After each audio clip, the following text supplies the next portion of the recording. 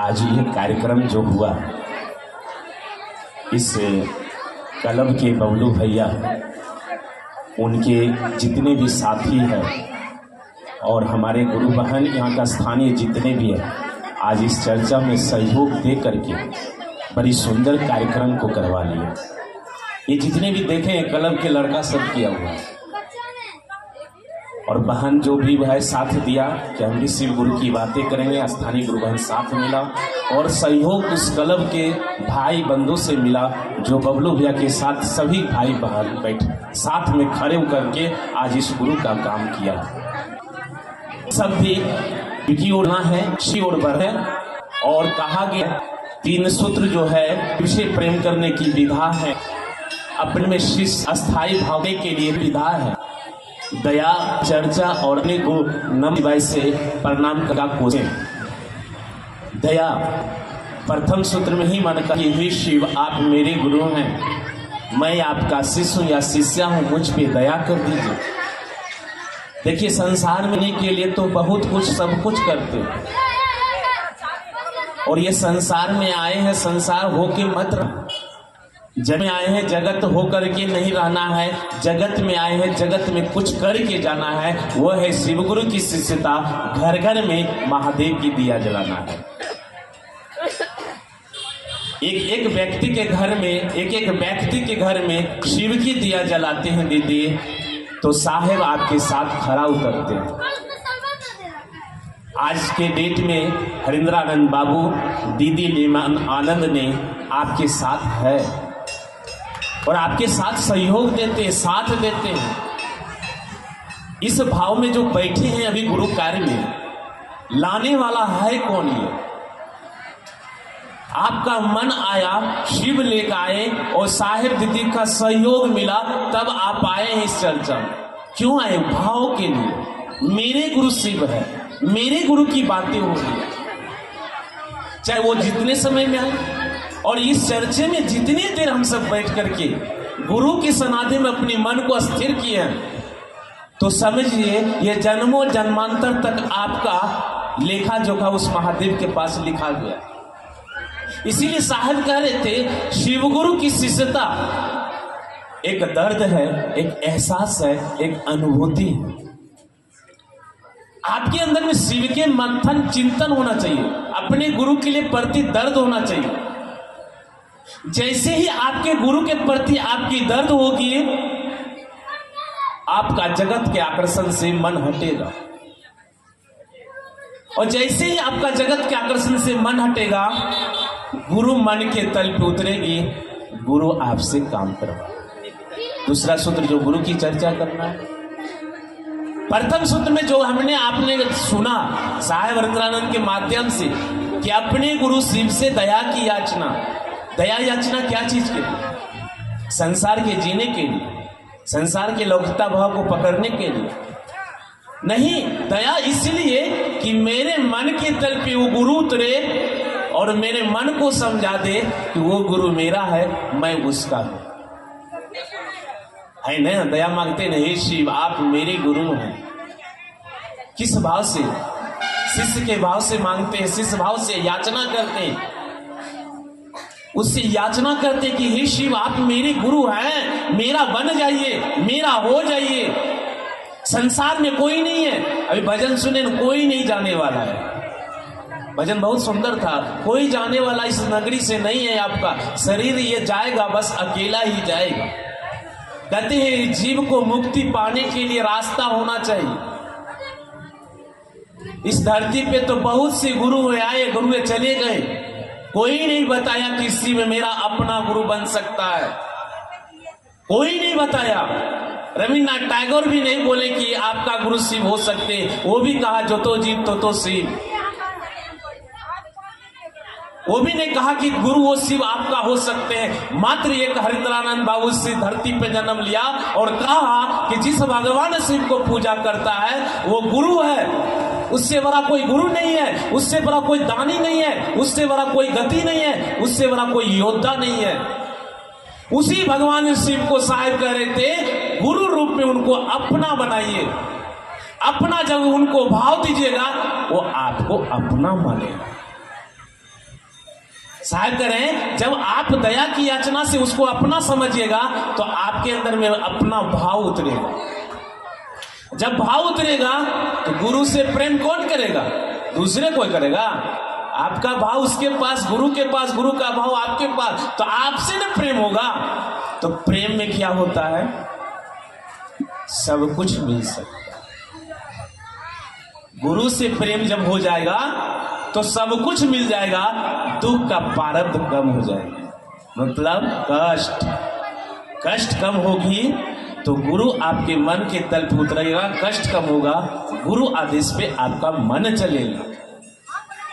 आपका हमारा कष्ट कम ना होगा तो क्या गुरु के लिए चलिएगा? नहीं जाइएगा।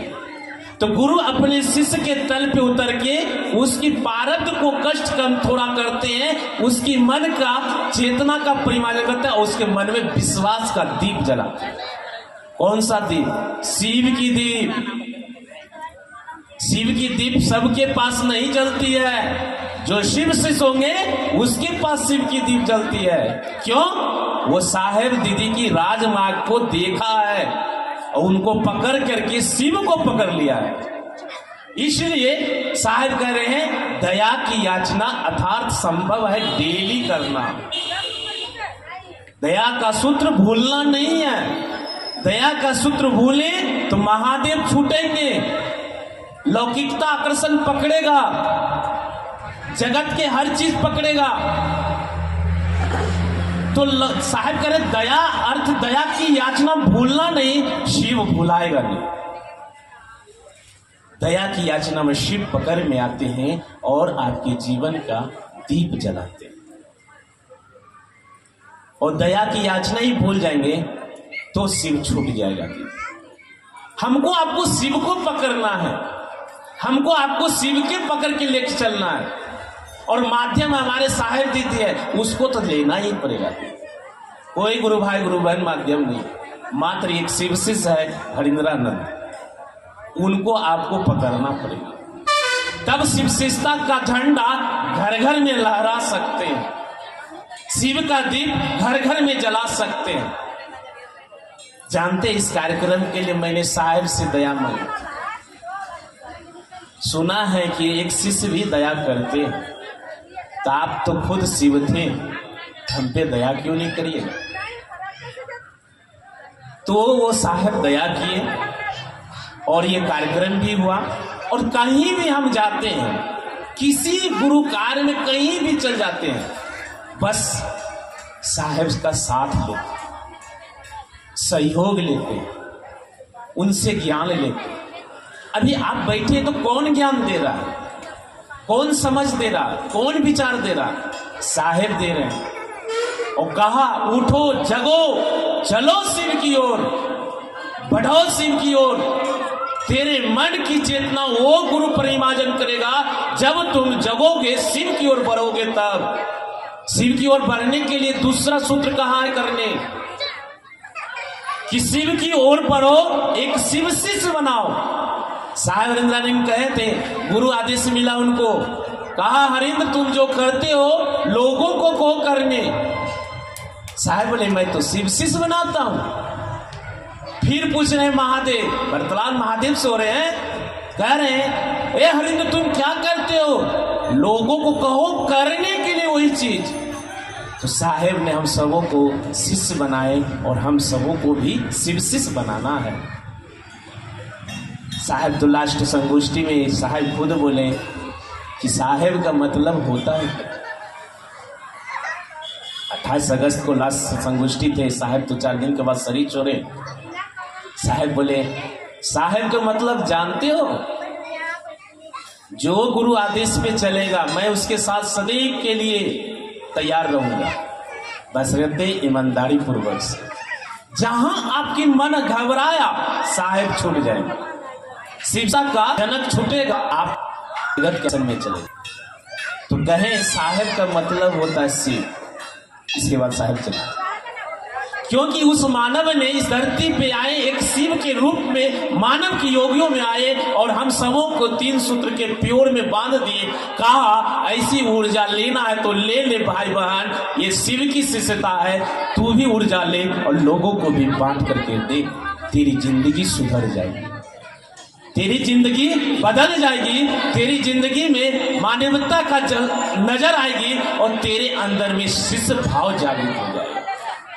साहेब इतनी बात बोले और हम सब क्या करते हैं गुरु भाई गुरु बहन, शिव की ओर बढ़ने के नहीं चाह रहे हैं, चल नहीं पाते हैं।